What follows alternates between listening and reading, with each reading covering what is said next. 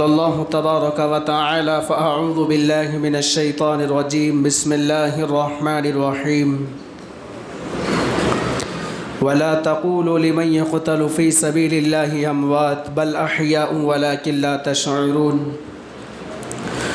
ولنبلونكم بشيء من الخوف والجوع ونقص من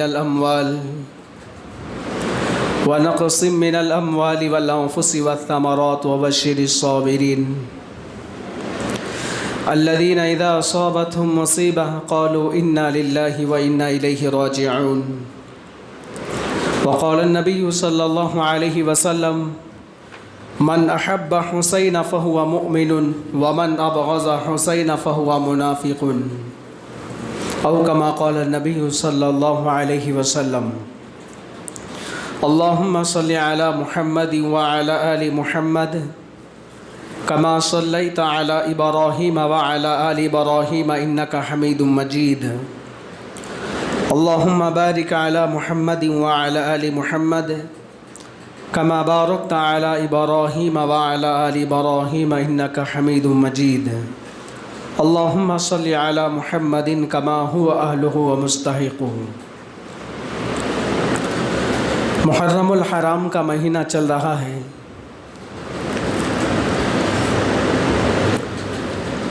محرم کی 10ویں تاریخ جس کو عام طور پر عاشورہ کہا جاتا ہے، جس کے معنی یہ ہیں کہ 10واں دن۔ یہ دن اللہ تبارک و تعالیٰ کی رحمت و برکت کا خصوصی طور پر حامل ہے۔ امت محمدیہ پر جب تک رمضان المبارک کے مہینے کے روزے فرض نہیں ہوئے تھے، اس وقت عاشورے کا روزہ رکھنا مسلمانوں پر فرض تھا۔ پھر جیسے ہی رمضان المبارک کے مہینے کے روزے اللہ کے نبی علیہ السلام کی امت پر فرض ہو گئے، عاشورے کے روزے کا حکم منسوخ ہو گیا۔ لیکن اللہ کے نبی صلی اللہ علیہ وسلم عاشورے کا روزہ رکھا کرتے تھے۔ اللہ کے نبی صلی اللہ علیہ وسلم نے عاشورے کا روزہ رکھنے کو سنت اور مستحب قرار دیا ہے۔ اللہ کے نبی علیہ السلام نے فرمایا کہ مجھے اللہ جل جلالہ وعما نوالہ کی رحمت سے یہ امید ہے، جو شخص عاشورے کے دن کا روزہ رکھے گا، مجھے اللہ تبارک و تعالیٰ کی ذات سے امید ہے اس کے پچھلے 1 سال کے گناہوں کا کفارہ ہو جائے گا۔ اب بہت سے احباب ہم موجودہ حالات میں یہ سمجھ رہے ہیں کہ عاشورے کے دن کو فضیلت اس وجہ سے ہے کہ اس دن حضرت حسین رضی اللہ عنہ کی شہادت کا واقعہ پیش آیا۔ عاشورے کا دن اللہ کے نبی علیہ السلام کے زمانے سے پہلے سے چلا آ رہا ہے۔ عاشورے کا دن اللہ کے نبی علیہ السلام کی حیات طیبہ میں ہی مقدس دن سمجھا جاتا تھا۔ عاشورے کا دن اللہ کے نبی علیہ السلام کی زندگی میں ہی بابرکت دن مانا جاتا تھا، جبکہ حضرت حسین رضی اللہ عنہ کی شہادت کا واقعہ اللہ کے نبی علیہ السلام کی حیات طیبہ کے بعد، وفات پانے کے بعد کئی سال کے بعد پیش آیا۔ قرآن میں بھی اللہ نے فرمایا کہ ان عدۃ الشہور عند اللہ 12 شہرا فی کتاب اللہ۔ اس آیت میں اللہ تبارک و تعالیٰ نے فرمایا کہ 4 مہینے حرمت والے مہینے ہیں۔ میں نے گزشتہ جمعہ بھی بتا دیا تھا کہ 4 مہینے حرمت والے کون سے ہیں؟ باعزت مہینے، مکرم مہینے، ماہ ذی قعدہ، ماہ ذی الحجہ، ماہ محرم، ماہ رجب۔ قرآن میں اللہ نے فرمایا کہ 4 مہینے حرمت والے مہینے ہیں۔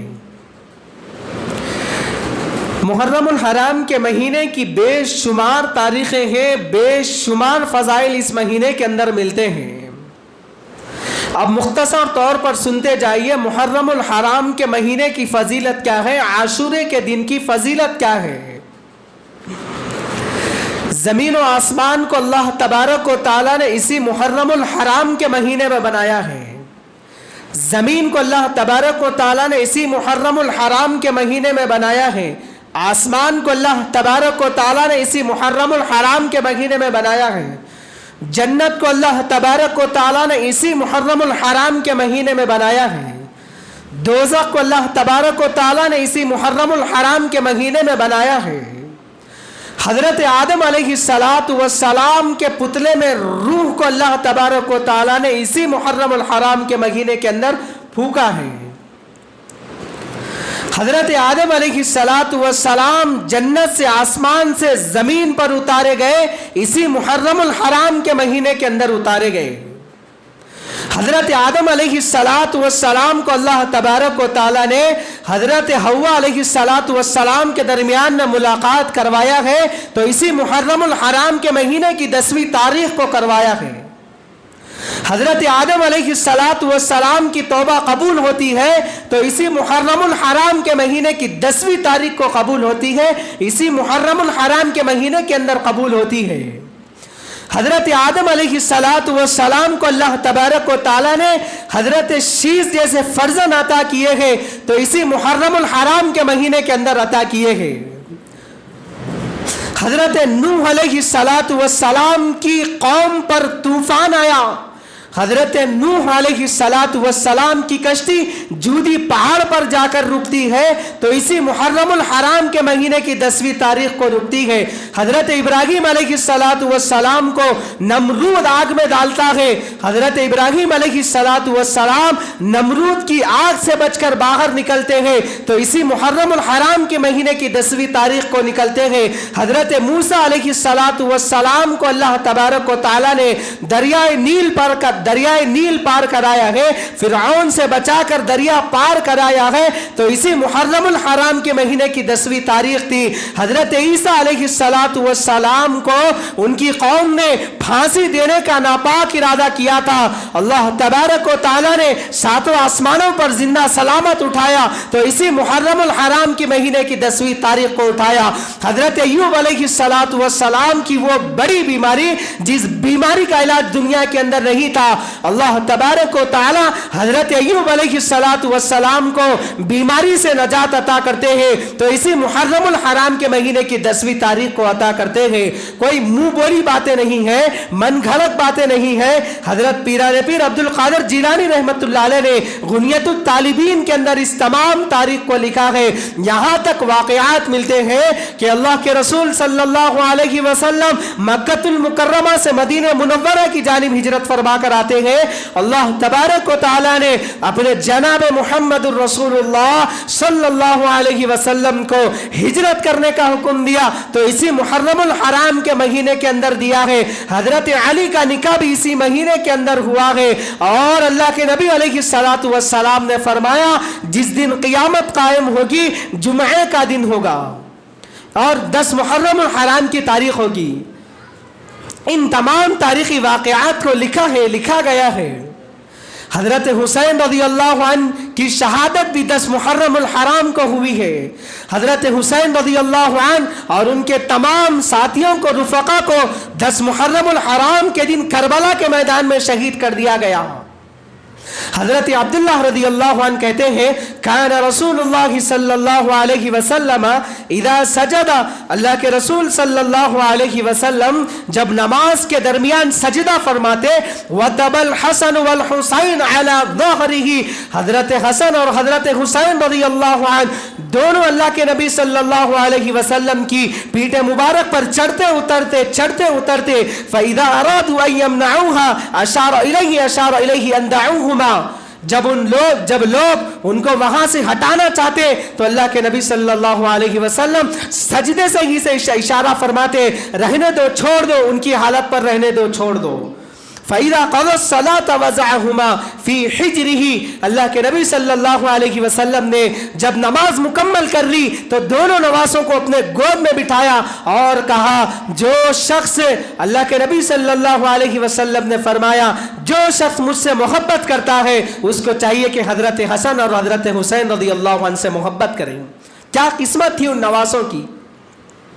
اللہ کے نبی صلی اللہ علیہ وسلم مسجد نبوی میں ممبر پر چڑھ کر خطبہ دیتے تو یہ نوازے تب بھی کھیلا کرتے تھے، حضرت حسین حضرت حسن رضی اللہ عنہ دونوں کھیلا کرتے تھے ممبر کے اطراف و کناف۔ ایک مرتبہ اللہ کے نبی صلی اللہ علیہ وسلم جمعے کا خطبہ دے رہے تھے حضرات صحابہ کے درمیان، تو یہ دونوں نواسے حضرت حسن اور حضرت حسین رضی اللہ عنہ دونوں بڑی تیزی سے دوڑ رہے تھے۔ اللہ کے نبی صلی اللہ علیہ وسلم نے دیکھا کہ بڑی تیزی سے دوڑ رہے تھے۔ اللہ کے نبی صلی اللہ علیہ وسلم کو یہ خوف ہوا کہیں دوڑتے دوڑتے نیچے گر گئے تو بڑا مسئلہ ہو جائے گا، بڑی پریشانی ہو جائے گی۔ اللہ کے نبی صلی اللہ علیہ وسلم نے خطبہ روک کر نیچے اتر کر ممبر سے نیچے اتر کر ان دونوں نواسوں کو اپنے گود میں لیتے ہیں، گود میں بٹھاتے ہیں، پھر ممبر پر چڑھ کر اللہ کے نبی صلی اللہ علیہ وسلم خطبہ ارشاد فرماتے ہیں۔ اس کے بعد اللہ کے نبی علیہ الصلوۃ والسلام نے فرمایا انما اموالکم واولادکم فتنہ، بے شک مال اور اولاد فتنہ ہے، مجھے ان بچوں کے خوف نے مجھے خطبہ روکنے پر مجبور کر دیا ہے۔ ایک مرتبہ اللہ کے نبی صلی اللہ علیہ وسلم بیٹھے ہوئے تھے،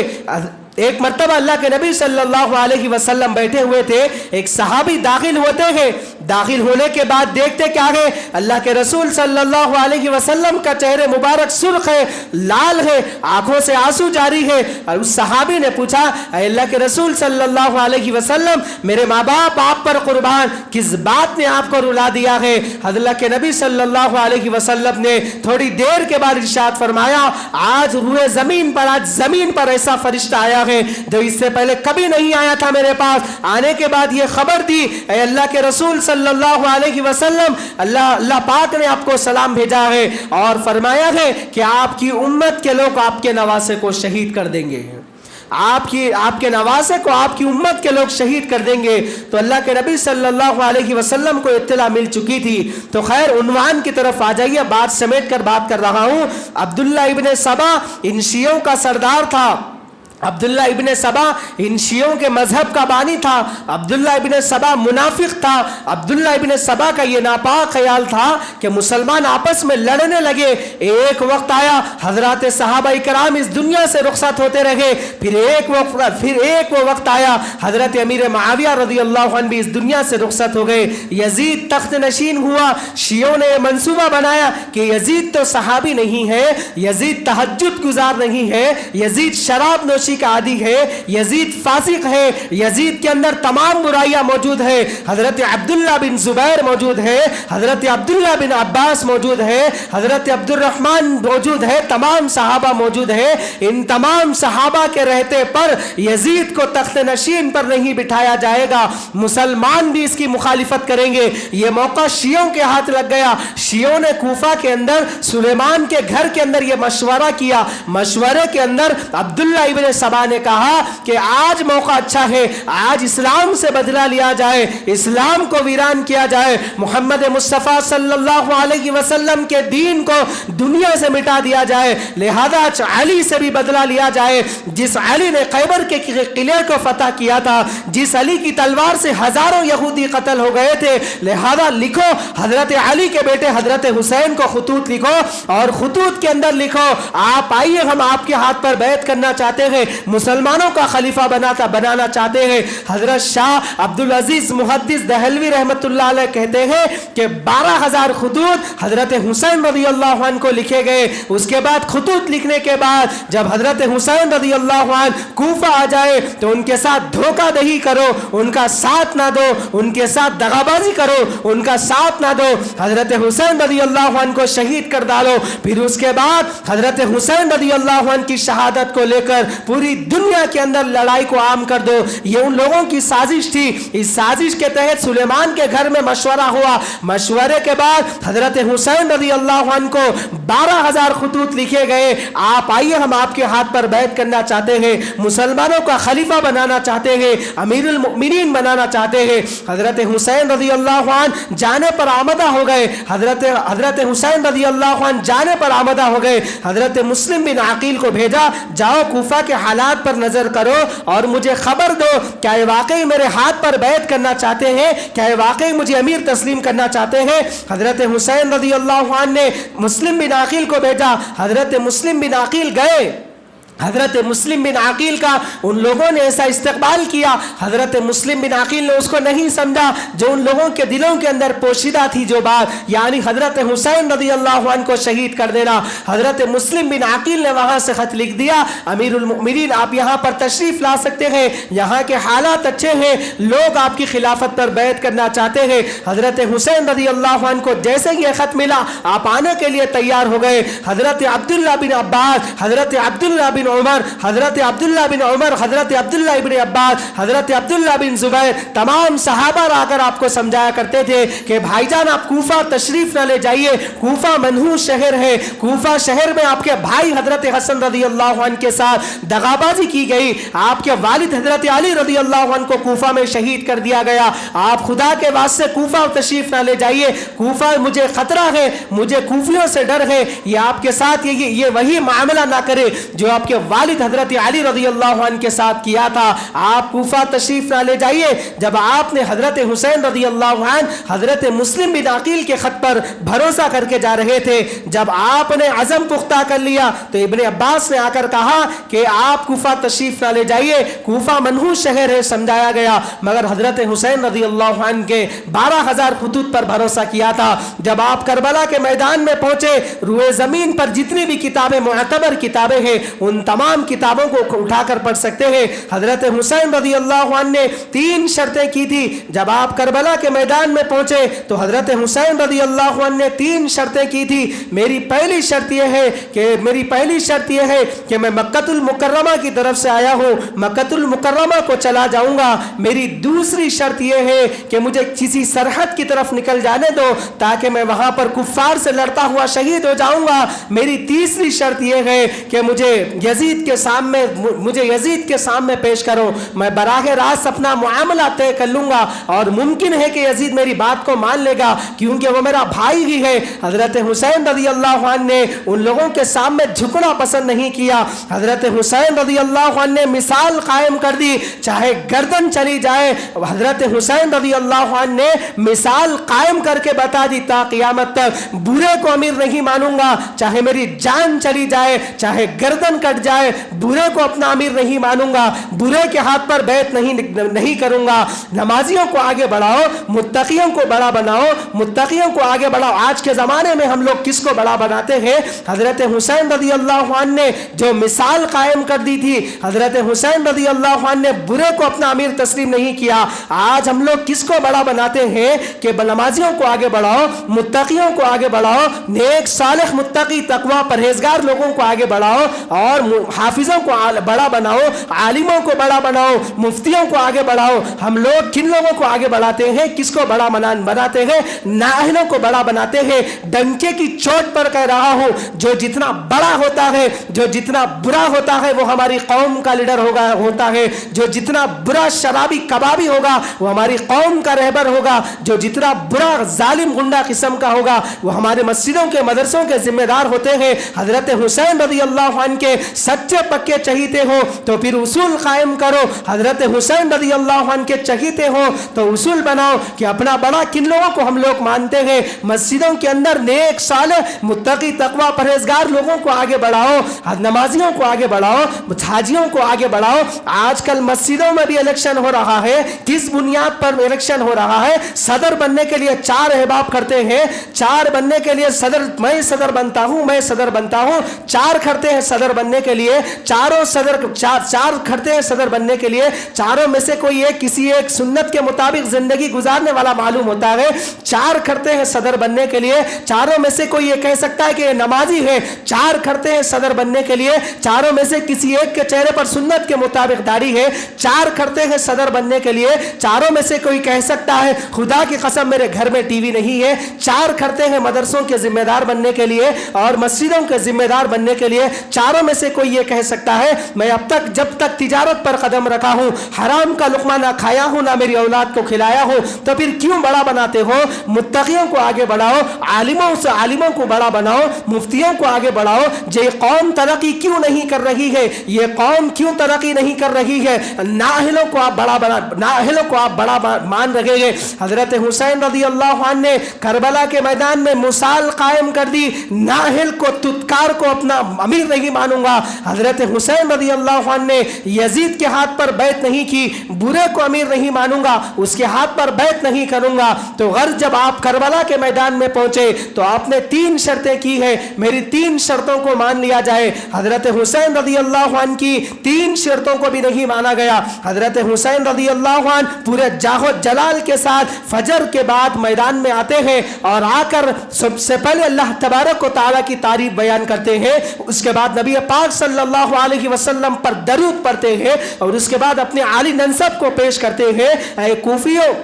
تم لوگ کلمہ پڑھنے کا دعویٰ کرتے ہو لیکن تم لوگوں نے مجھے نہیں پہچانا، میں نبی کا نواسا ہوں، میں اللہ کا بندہ ہوں، میں نبی کا نواسا ہوں۔ میرے والد حضرت علی رضی اللہ عنہ ہے، میری والدہ حضرت فاطمہ رضی اللہ عنہ ہے، میں بنو ہاشم میں سے ہوں، میرے باپ داداؤں میں سے حضرت ابراہیم علیہ السلام بھی ملیں گے، میرے باپ داداؤں میں سے حضرت اسماعیل علیہ السلام بھی ملیں گے، میرا خاندان بڑا اونچا ہے۔ خدا کی قسم کان کھول کر سنو نوجوانوں، یہ سبق تمہارے لیے دے رہا ہوں۔ حضرت حسین رضی اللہ عنہ نے کہا خدا کی قسم جب سے ہوش و حواس سنبھالا ہوں، جب سے بالغ ہوا ہوں، جب سے میں نے کسی کو دھوکہ نہیں دیا، جب سے بالغ ہوا ہوں، جب سے اس کے بعد سے کبھی میں نے دغابازی نہیں کی، جب سے بالغ ہوا ہوں اس کے بعد سے لے کر میں نے آج تک نماز قضا نہیں کی، جب سے بالغ ہوا ہوں اس کے بعد سے لے کر میں نے کبھی روزوں کو نہیں چھوڑا، جب سے بالغ ہوا ہوں اس کے بعد سے لے کر میں نے کبھی کسی کو تکلیف نہیں پہنچایا، میں نے کسی کا مال نہیں چھینا،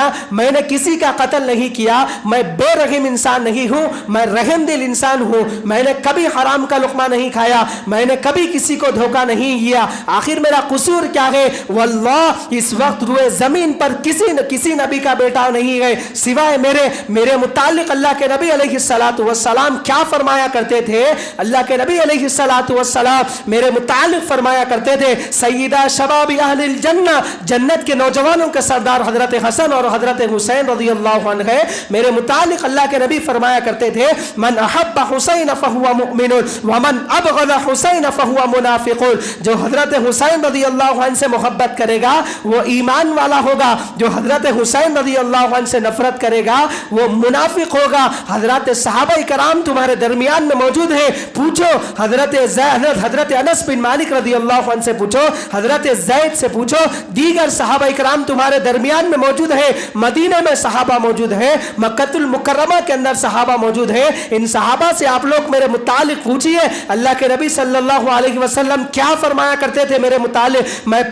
پیدل چل کر 25 مرتبہ حج کرنے والا حاجی ہوں۔ حضرت حسین رضی اللہ عنہ کا یہ آخری خطبہ اتنا پر اثر، اتنا درد انگیز تھا۔ حضرت حسین رضی اللہ عنہ کا یہ آخری خطبہ اگر پہاڑوں کو سنایا جاتا تو وہ پہاڑ پھٹ جاتے، اگر زمین کو سنایا جاتا تو زمین پھٹ جاتی، شک ہو جاتی۔ حضرت حسین رضی اللہ عنہ کا یہ آخری خطبہ بادلوں کو سنایا جاتا تو اشکوں کی برسات بن جایا کرتے تھے۔ حضرت حسین رضی اللہ عنہ کا یہ آخری خطبہ آسمان کو سنایا جاتا تو وہ گر جاتا، لیکن ان ظالموں کے سینوں میں دل نہیں تھے، پتھر تھے، پتھر سے زیادہ سخت تھے۔ تو اللہ کے نبی صلی اللہ علیہ وسلم نے حضرت حسین رضی اللہ عنہ کے متعلق بے شمار فضائل فرمائے ہیں۔ تو کربلا کے میدان میں جب پہنچے تو 3 شرطیں کی ہے۔ حضرت حسین رضی اللہ عنہ کے 3 شرطوں کو بھی نہیں مانا جاتا۔ آخر کار شمر 6 آدمیوں کو لے کر حضرت حسین رضی اللہ عنہ پر وار کرتا ہے۔ حضرت حسین رضی اللہ عنہ کی روح محبوب حقیقے سے جا ملتی ہے۔ حضرت حسین رضی اللہ عنہ کی شہادت زمین و آسمان دیکھ رہی تھی، آسمان سرخ ہو گیا تھا، بس اللہ کا حکم پورا ہو گیا، نبی پاک صلی اللہ علیہ وسلم کی پیشن گوئی صادق ہو گئی اور شہادت کے اعلیٰ مقام و مرتبے پر فائز ہو گئے۔ حضرت عبداللہ ابن عباس رضی اللہ عنہ مدینہ منورہ میں خواب دیکھتے ہیں حضرت حسین رضی اللہ عنہ کی شہادت کے بعد کہ حضرت حسین رضی اللہ عنہ نے یہاں سے نکل گئے، مکہ المکرمہ سے نکل گئے۔ حضرت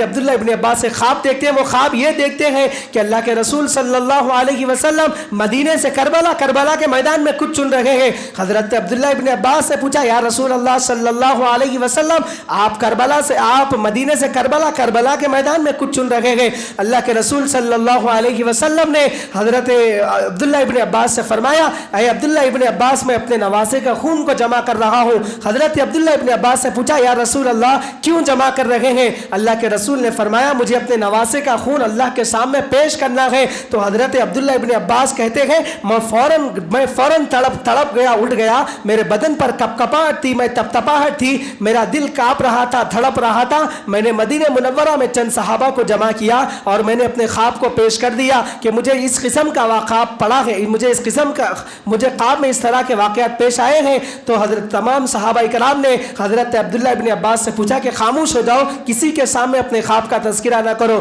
کہ 10 دن نہیں گزرتے کوفہ سے خبر آ جاتی ہے کہ حضرت حسین رضی اللہ عنہ کو کوفہ والوں نے بے رحمانہ طریقے سے شہید کر دیا ہے۔ تو غیر میرے دوستوں وقت بھی ہو چکا ہے، انشاءاللہ وقت مل گیا تو انشاءاللہ کبھی تفصیل سے آپ حضرات کے سامنے اس واقعے کو تفصیل سے رکھوں گا۔ اللہ تبارک و تعالیٰ سے دعا ہے کہ حضرت حسین رضی اللہ عنہ کے نقش قدم پر چلنے کی توفیق عطا فرمائے۔ حضرت حسین رضی اللہ عنہ نے کہ میدان کربلا میں نماز نہیں چھوڑی۔ حضرت حسین رضی اللہ عنہ کی زندگی میں جو اوصاف تھے، جو سچ بولا کرتے تھے، کبھی زندگی میں نماز فوت نہیں ہوئی، کبھی دھوکہ نہیں دیا، وہ اوصاف ہمارے اندر بھی منتقل ہو جائے۔ اللہ تبارک و تعالیٰ سے دعا ہے کہ انہیں سننے سے زیادہ عمل کرنے کی توفیق عطا فرمائے۔